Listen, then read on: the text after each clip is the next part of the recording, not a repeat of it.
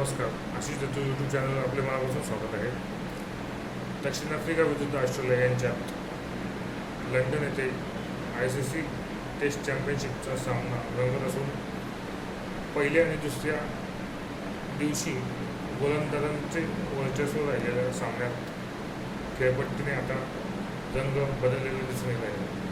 खेळपट्टी ही फलंदाजाला अडकून होत असून दक्षिण आफ्रिका संघाला तर 65 धावांची विजयाची गरज आहे आणि आज सामन्याचा चौथा दिवस असून ही 64 धावा एकदम सहज रीतीने दक्षिण आफ्रिका संघ काढून ICC champions trophy ICC champions करंडकावर आपले नाव पडेल.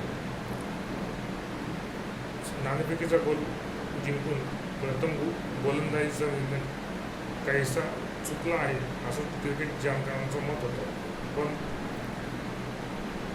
दक्षिण आफ्रिकेच्या जलदगती गोलंदाजांनी एकदम धारदार पद्धतीने गोलंदाजी करत ऑस्ट्रेलियाच्या फलंदाजांना रोखून ठेवलं. तसेच फलंदाजीमध्येही फक्त ऑस्ट्रेलियाचा माजी कर्णधार स्टीव्ह स्मिथच चमकला. बाकी सर्व फलंदाज अपयशी ठरले आणि त्याच कारणीभूत ही खेळपट्टी जलदगती गोलंदाजांना साथ देणारी होती. पहिले 1 आणि 2 दिवस जलदगती गोलंदाजांना ही खेळपट्टी साथ देणार होती.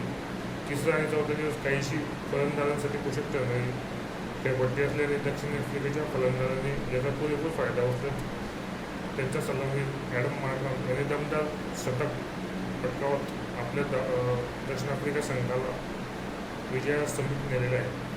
आज फक्त विजयाची औपचारिकता पूर्ण होईल आणि दक्षिण आफ्रिका संघ हा पहिल्यांदाच ICCचा कसोटीचा करंडक म्हणजेच मानाची गदा पटकावेल यात मात्र शंका नाही.